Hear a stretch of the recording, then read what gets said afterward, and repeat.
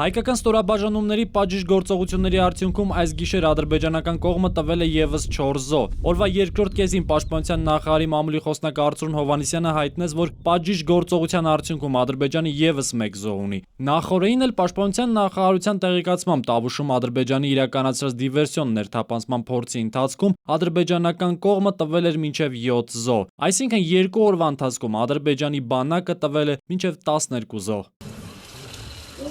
Պաշտպանության նախարարությունն ունի ադրբեջանական կողմի մեծ կորուստների անհերքելի ապացույցներ։ Նախորդին դիվերսիոն ներթափանցման փորձից հետո ադրբեջանական կողմը Հայաստանի տարածքում թողել էր ադրբեջանցի զինվորի դի, որի լուսանկարն այսօր լայնորեն տարածվեց համացանցում։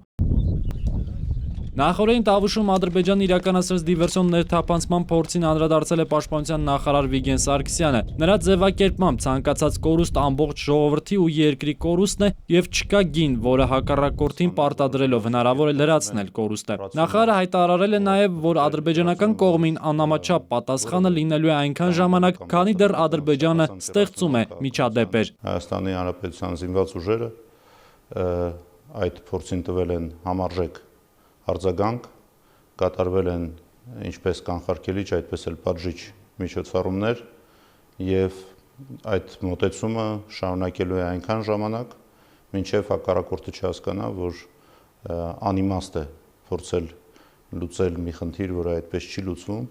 զինվորական ռազմական ճանապարհով։ Մարդու իրավունքների պաշտպանի գրասենյակը դիվերսիոն ներթափանցման փորձի վերաբերյալ միջազգային պրակտիկայում ընդունված հատուկ սկզբունքով փաստահավաք աշխատանք է իրականացնում Չինարի գյուղում։ ՄԻՊ-ն արձանագրել է, որ հարձակման պահին 3 հայ զինծառայողները ադրբեջանական կողմի համար վտանգ չեն ներկայացրել։ Հարձակումը կատարվել է խաղաղ բնակչությանը վնաս հասցնելու մտադրությամբ։ Արձանագրվել են գյուղի խաղաղ բնակիչների կյանքի համար ակնհայտորեն վտանգավոր գնդակոծությունների հետքեր, այսինքն խաղաղ բնակիչների տների ուղղությամբ արձակվել են նպատակային կրակոցներ։ ՄԻՊ գրասենյակն արձանագրությունն ուղարկելու է միջազգային կառույցներ։ Զորապարյան, ժամը լրատվական։